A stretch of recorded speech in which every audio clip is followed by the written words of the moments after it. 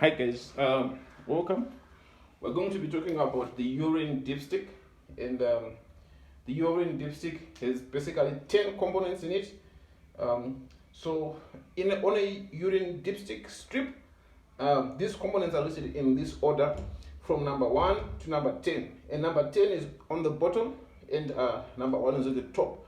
Then as we read a urine dipstick, we start reading from the bottom going upwards. So you dip the urine dipstick in urine and you start reading the results to interpret the results, comparing with the templates after 30 seconds. So in 30 seconds, you start from below because the glucose should be read in 30 seconds, bilirubin in 30 seconds, ketones in 40 seconds, specific gravity in 45 seconds, and blood in 60 seconds. Blood, pH, protein, urobilinogen, and nitrites should all be read within 1 minute, and local site esterase should be read last, which can be read within 2 minutes.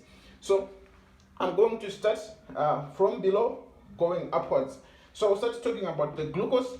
So glucose in urine just signifies that there is hyperglycemia in the blood. So that's the significance of glucose.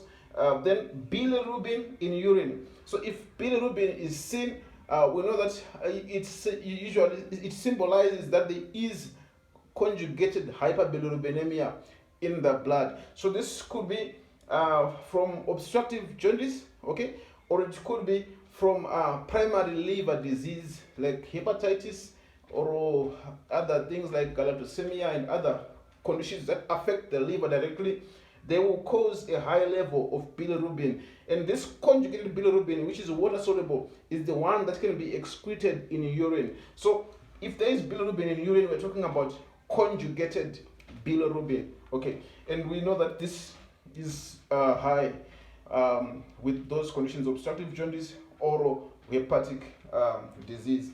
Then ketones, this is a test that's done. It's to check if maybe it can signify starvation. Okay, so after long periods of starvation, the body starts to break down fatty acids into ketones, or it could signify problems with metabolism. So if there is increased production of ketones with ketoacidosis, either from diabetes or other problems of metabolism, the ketones will be high on a urine dipstick. Then the specific gravity. So the specific gravity of urine is normally a range because it depends with the state of hydration of the patient. So it ranges from 1.003 to 1.030. So it's 1.003 to 1.030. Okay, so 1.003 is very dilute urine, and 1.030 is very concentrated urine.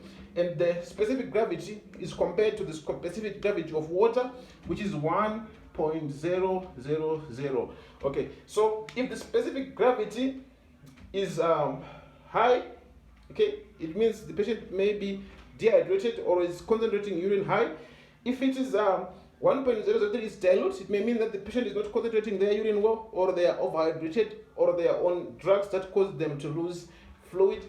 If the specific gravity doesn't change with the patient's changing from rehydration and dehydration, like in chronic kidney disease, the specific gravity may be constant. It may be 1.01, which is isostenuria, the same specific gravity as blood. This may suggest that the concentration ability of the kidneys has been lost. So the kidneys is just excreting the urine without altering its concentration. Okay. Then we talk of blood. Blood and on a urine dipstick. The urine dipstick doesn't test blood itself, but it tests heme. So it means that red blood cells in urine can present as blood.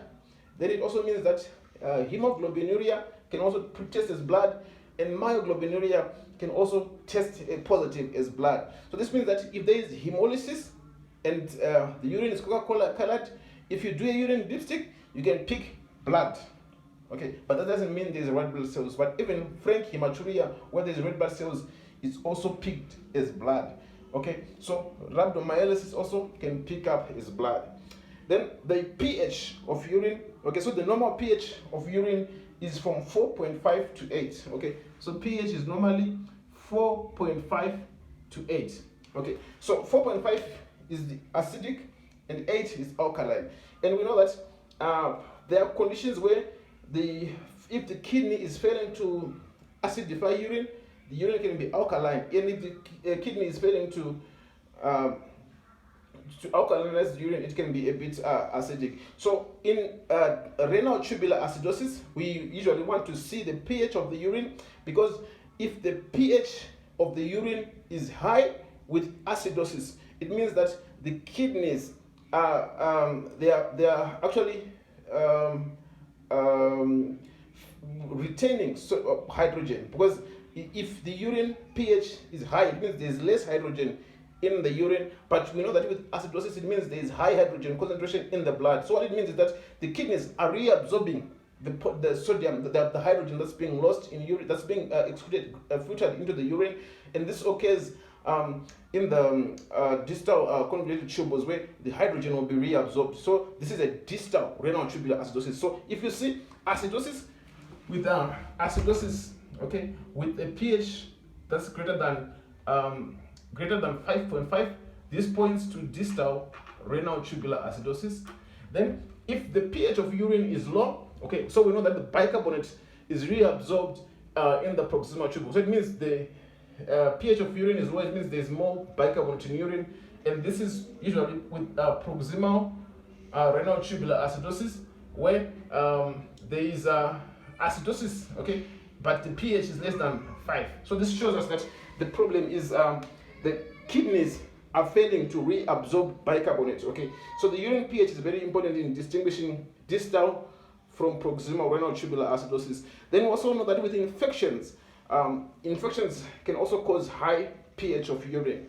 Okay, the urinary tract infections. Then we talk of protein. So the presence of protein in blood is just shows the ability of the kidneys to filter the proteins. And if there is glomerular disease, there will be protein in urine. Okay, so it's a marker of glomerular disease. Then so when we are checking even to do from the KDIGO 2012 guidelines, now chronic kidney disease, you do the GFR, and then you correlate it with the urine albumin, because the urine albumin of the protein is a marker of glomerular function. Then urobilinogen. Urobilinogen is produced from bilirubin. So bilirubin, when it's from the kidneys, from the liver, after being conjugated, it goes to the gut, and in the gut, it's converted to urobilinogen. Okay, so if there is obstruction, okay, obstruction between the liver and the gut, so let's say there is a colorectal cyst, or there is a CA head of pancreas, or whatever obstruction that causes obstruction between the liver and the gut, it means there will be no urobilinogen in urine. Okay, so I have drawn a graph here, a table to try and show us what happens if there is obstructive jaundice. So if bilirubin and urobilinogen, if it's normal, urobilinogen will be there in urine. Urine bilirubin will be negative. Urine bilirubin will be negative. If there's hemolytic disease, urobilinogen will be increased, and urine bilirubin will be negative. So this is because urobilinogen will be from increased conjugation or increased bilirubin, which is then converted to urobilinogen. Then with hepatic disease, we know that this causes increased conjugated hyperbilirubinemia, and so urine bilirubin will be there in urine, and we also know that the urobilinogen will be increased. But with obstructive jaundice, with biliary obstruction, there will be decreased urobilinogen, because it's decreased or absent, because there is no passage of bilirubin into the gut for it to be converted to urobilinogen. But the urine bilirubin, which is conjugated, will be accumulating and reabsorbed into the blood system, and so there will be positive urine bilirubin in the urine dipstick.